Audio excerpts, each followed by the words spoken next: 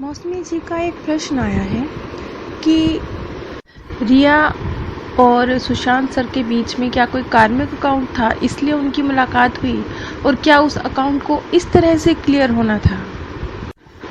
इस प्रश्न से ये साबित होता है कि हम लोग कार्मिक अकाउंट्स की थ्योरी को और इस प्रकृति की थ्योरी को कितना गलत समझे हैं।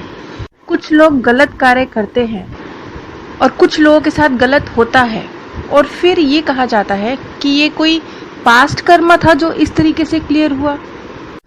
बहुत सीधी और सरल सी बात है कि जो भी घटनाएं जीवन में आ रही हैं वो आपकी किस्मत हैं, लेकिन जो उनके परिणाम आपके सामने आ रहे हैं वो आपके द्वारा जो रास्ता चयन किया गया है उसकी किस्मत है।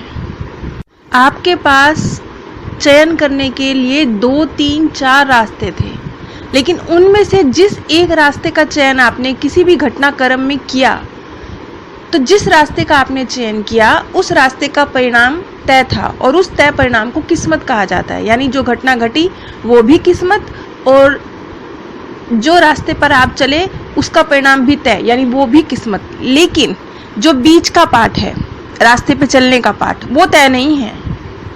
उस बीच के रास्ते का चुनाव आपका है। आप घर से अपने ऑफिस जा रहे हैं। ऑफिस जाने के लिए 3 अलग अलग रास्ते हैं। एक रास्ता है जो बाजार से निकल के जाता है। जब आप वहाँ से क्रॉस करेंगे तो आपको बाजार की चीज़ें दिखाई देंगी और आपका मन कर जाएगा कि आप किसी एक वस्तु को खरीद लें। ये एक चॉइस थी। और घर से ऑफिस जाने का एक दूसरा रास्ता भी था। वो रास्ता मंदिर से होकर जाता था। जब आप उस रास्ते से चल के अपने ऑफिस गए तो रास्ते में मंदिर पड़ा। तब आपका मन किया चलो यहाँ से गुजर रहे हैं, एक बार माथा भी टेक ही लेते हैं। घर से ऑफिस जाने का एक तीसरा रास्ता भी था जो शराब खाने के पास से गुजरता था। आपने उस रास्ते का चूज किया। रास्ते में शराब खाना आया तो आपको लगा यार एक बोतल भी खरीद ही लेते हैं। काम तो एक ही था, घर से बाहर निकलना और ऑफिस तक पहुंचना, लेकिन रास्ते तो 3 थे। ये घर से निकलना ये तय था, ये किस्मत थी। ऑफिस पहुंचना ये तय था, ये किस्मत थी। लेकिन बीच का रास्ता आप शराब खाने वाला चुनेंगे, बाजार वाला या मंदिर वाला, ये किस्मत नहीं था। ये आपकी चॉइस थी, ये कर्म था। इन तीनों रास्तों की किस्मत तय थी। यानी कि अगर आप मंदिर वाला रास्ता चूज करेंगे तो आप मंदिर में माथा टेकते हुए और प्रसाद लेते हुए ऑफिस जाएंगे। अगर आप शराब खाने वाला रास्ता चूज करेंगे तो आप एक शराब की बोतल खरीदते हुए ऑफिस जाएंगे। अगर आप बाजार वाला रास्ता चूज करेंगे तो आप घर का कोई सामान खरीदते हुए ऑफिस पहुंचेंगे। यानी इन तीनों अलग अलग रास्तों की अलग अलग किस्मत तय थी। एक रास्ते में हाथ में शराब की बोतल आनी थी, दूसरे रास्ते में घर का जरूरी सामान आना था, तीसरे रास्ते में प्रसाद आपके हाथ में आना था। ये तीनों अलग अलग रास्तों की 3 अलग अलग किस्मतें तय हैं। अब सवाल यहाँ ये था कि सुशांत और रिया का क्या कोई पास्ट कार्मिक अकाउंट था? तो हाँ जी, बिल्कुल रहा होगा, और बहुत स्ट्रॉन्ग कार्मिक अकाउंट रहा होगा, जिसके कारण 2 लोगों की मुलाकात हुई। और ये अकाउंट पॉजिटिविटी के लबादे में पॉजिटिव अकाउंट नहीं है। इस तरह का अकाउंट रहा होगा जो इन दोनों के बीच में खुला है। देखने में पॉजिटिव, क्योंकि प्यार की चादर ओढ़ के आया है, लेकिन अकाउंट पॉजिटिव नहीं है। इसीलिए रिया की भावनाएं सुशांत के लिए पॉजिटिव नहीं रही। अब प्रकृति हमारे साथ बहुत प्रेम पूर्वक पेश आती है और हजारों बार हमें मौके देती है प्यार से अपने कार्मिक अकाउंट को क्लियर करने की। इस केस में भी हुआ। रिया और सुशांत की जो मुलाकात हुई उसमें रिया के हाथों में एक बार फिर से ये पावर थी कि वो इस अकाउंट को प्रेम पूर्वक न सिर्फ क्लियर कर जाती बल्कि आगे जो नेक्स्ट बर्थ में इस अकाउंट की कंटिन्यूटी होगी वो भी बहुत पॉजिटिव होती। लेकिन रिया प्रकृति द्वारा दिए गए इस मौके का फायदा नहीं उठा पाई और वो अकाउंट जो पास्ट में कहीं कुछ बहुत पॉजिटिव नहीं था उसको इसने और भी ज़्यादा खराब कर दिया। अकाउंट क्लियर होता लेकिन यहाँ हुआ नहीं है, यहाँ पे उलझ गया है। अब अगर रिया ने कुछ गलत किया है और उसको उसका रिजल्ट इसी बर्थ में मिल जाता है तो वो फिर कुदरत की मेहरबानी में आ गई, क्योंकि अगर इसी बर्थ में उसको उसके किए का कर्म का फल मिल जाएगा तो वो ऐसा है जैसा किसी से कर्जा लेना और एक ही महीने में उसे चुका के फारग हो जाना। लेकिन अगर कहीं जिसने गलत कार्य किया है, मान लीजिए रिया ने किया है और उसे सजा नहीं होती और वो बच जाती है और ये अकाउंट अधूरा रह जाता है, इस जन्म में क्लियर नहीं होता है, तो अगर ये नेक्स्ट बर्थ में क्लियर हुआ तो ये मल्टीप्लाई हो जाएगा। क्योंकि अनजाने में रिया को सिर्फ सुशांत की भावनाएं नहीं, सुशांत के साथ तो है ही एक गलत कर्म, वो तो है ही, लेकिन उसके परिवारजन और उनके फैंस वो जो भावनाएं क्रिएट कर रहे हैं वो उस ऊर्जा की भी तो हकदार हो गई। आप खुद सोचिए, अगर इतनी सारी ऊर्जा एक ही जन्म में कट गई तो वो कितने हल्के में छूट गई। ये प्रकृति कितने आराम से एक मौका दिया अकाउंट को क्लियर करने का। और अगर ऐसी स्थिति में अगर कोई इंसान गलत कर्म इस तरह का करता है और उसके बाद वो खुद ही अपनी गलती रियलाइज कर ले और इस तरह के किसी प्रोसेस में ना जाए तो ये अकाउंट और भी ज्यादा हल्का हो गया। फिर इसे क्लियर करना प्रकृति ने और भी ज्यादा इजी कर दिया। लेकिन एक तो गलत कर्म, ऊपर से झूठ बोलकर और कुछ गलत करके अपने आप को बचाने की कोशिश, इसने उस अकाउंट को और लंबा कर दिया।